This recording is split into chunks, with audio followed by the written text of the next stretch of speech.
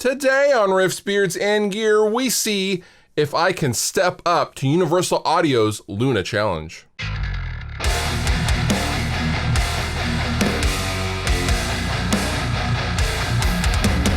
Back when we were together publicly, back in January of this year, Universal Audio debuted their new DAW called Luna, and they have a challenge out.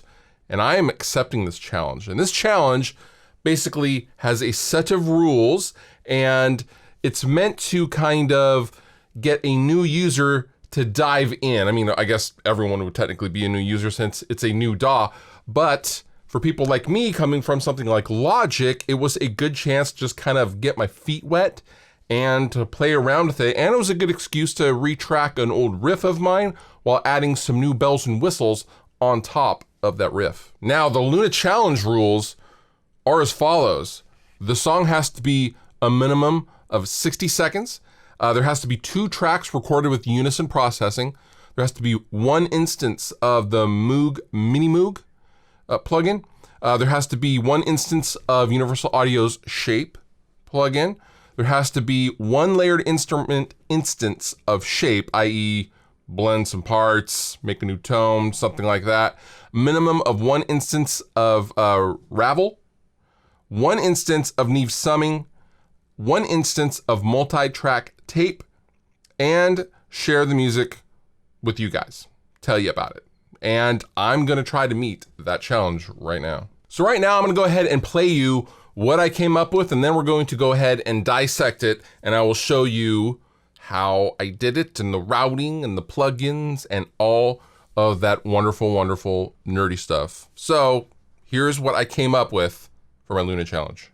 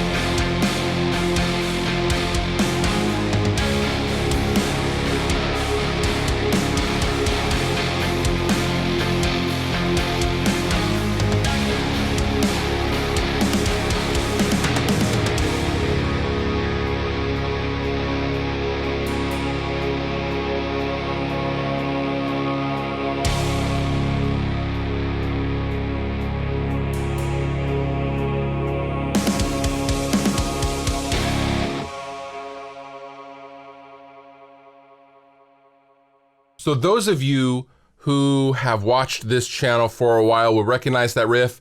I re-recorded it, I pitched it down, I changed some things, and for this challenge, I don't know, I was kind of feeling Devin Townsend-y, lots of layers and the vocal things. I don't know, that's just what I was feeling at the time. So that's kind of what I went with. So let's dive into the Luna DAW and challenge, the Lunas. First, we're gonna start with the drums. Now, I have all of the drums, the individual drums right here. I basically bounced out the buses of the drums I had in Get Good Drums so I could actually work with them and process them. I have rooms, overheads, toms, a snare, and a kick. Now let's go ahead and solo.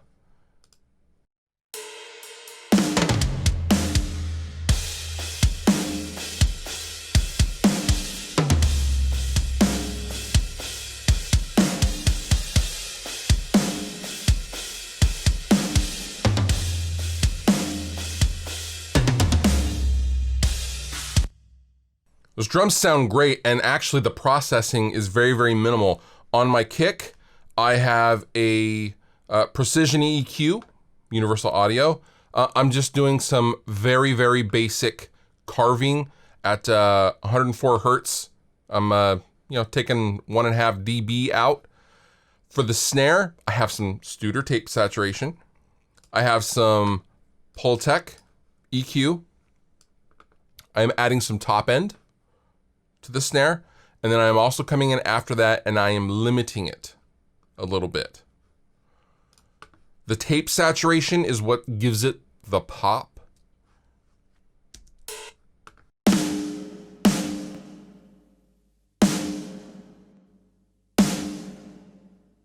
Kind of gives it that that smack, that squish, I guess you would call it. Sounds really good. For the toms, same thing. Tape saturation. I'm coming in with the Precision Bus Comp. I'm compressing it. And then I'm coming in with a Kazrog K-Clip 3, and I'm clipping the toms because I want some more volume and crispiness and more uniformity in the attack of the toms. The overheads, I am just adding a little bit of top end and taking away some low end. I'm trying to get that kick out of there, out of the overheads. That's all I'm doing for the overheads. And then with the rooms, I'm compressing with an 1176. Very, very simple. Now my routing, I have a couple of sends. I'm sending the shells to the compression, my drum compression, and then a wet drum, which is my reverb, my room, that I'm adding for the snare. A little bit for the kick, a little bit for the toms. That's mainly there for the snare. And then my dry, my regular, what everything is going to. All three of these sum up into my drum bus, if that makes sense, okay?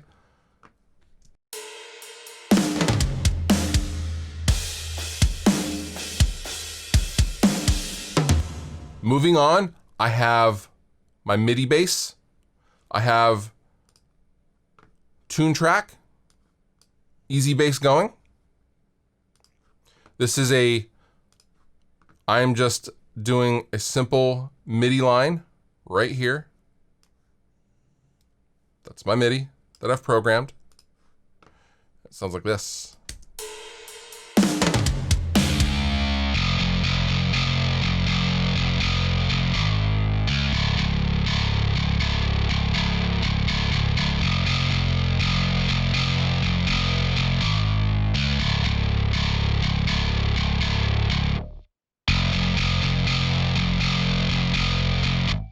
I'm limiting it. I'm taking out some low end while adding in some top end with the Pultec. That's all I'm doing to that. I think it sounds awesome. I really wanted a grungy, dirty bass. That's exactly what I got. Intro float.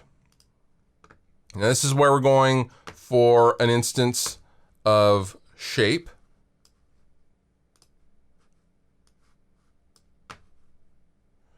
And we're gonna sound like this.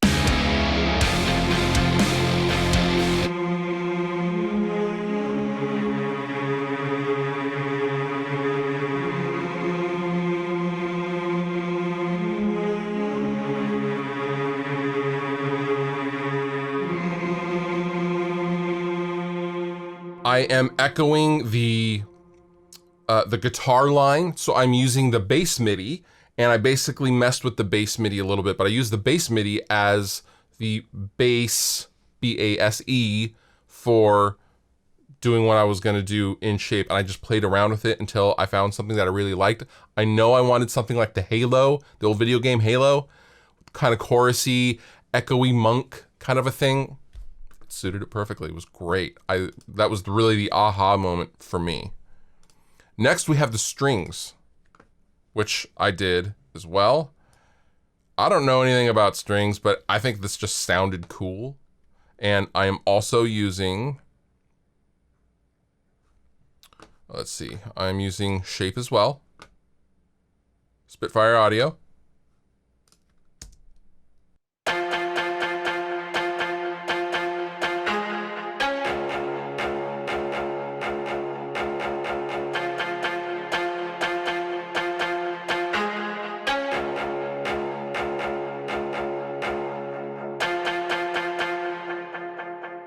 Okay, so next, I know this track says Intro Moog it's not the Moog. I ended up changing it because it was originally kind of a Moog kind of a thing. I think this is more strings.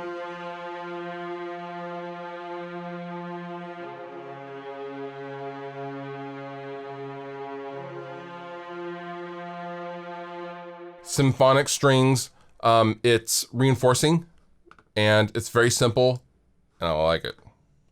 Next we have the piano, which is the Reveal.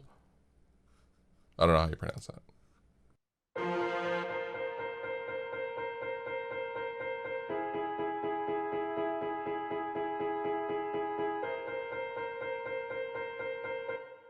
It's percussive, it adds a little bit, it's down pretty low in the mix, but I like what it's doing. Next, the hook guitars, the intro.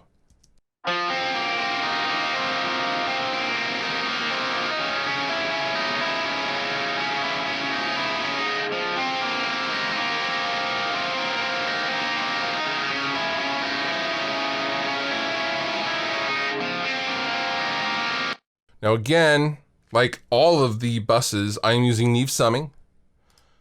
I'm using FabFilter Pro Q3 to just filter out some nastiness. I'm coming in with a kilohertz compressor. And then I'm coming in with Soothe 2 to kind of clean up the top end that I was hearing. That's what I'm taking out.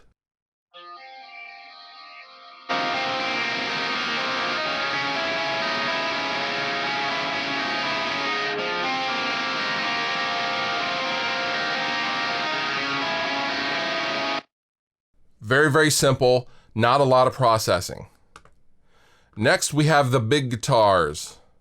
I love the big guitars. I wanted something fuzzy, and it has an octave effect on the main guitars. I wanted something just so fuzzy and dirty and big muffy.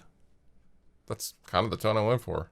I didn't want the guitars to be the most prevalent thing. I wanted it to be one of the most prevalent things, but not the dominating thing in the mix. So here's what these sound like.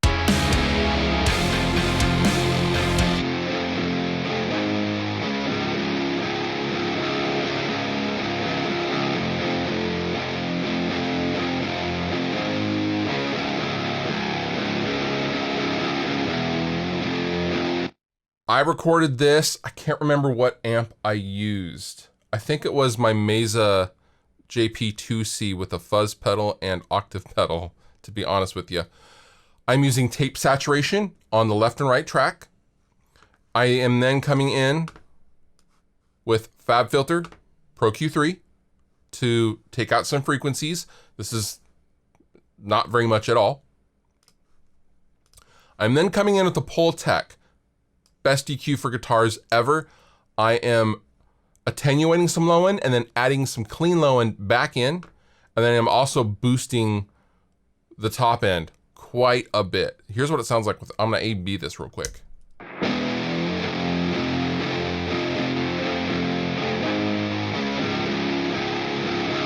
Makes quite a difference, adds a lot of cut. Coming in with some compression.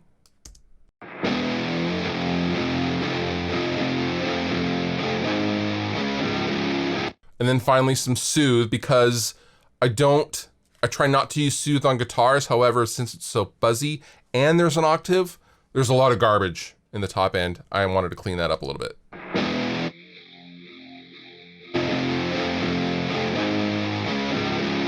Now, as far as my processing, all of my main tracks are going to what I call my insides. And then the insides are going to my main 2 bus. And then I am able to use sends to bleed certain instruments, whatever I want, not ducked by the compressor on my insides, because I'm compressing fairly aggressively. This is my inside bus.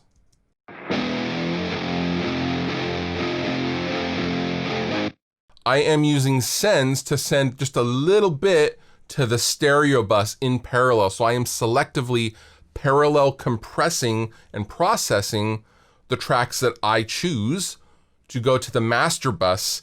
But this is so the guitars can cut a little bit better and kind of have a little bit of a dry guitar going to the 2 bus. That's bypassing the insides compressor and the EQ, or the multi-band compression, if that makes sense. And then on my 2 bus, I have some Oxford Dynamic EQ. I have Brainworks BX Saturator V2. I have the Precision Case Stereo, which I love.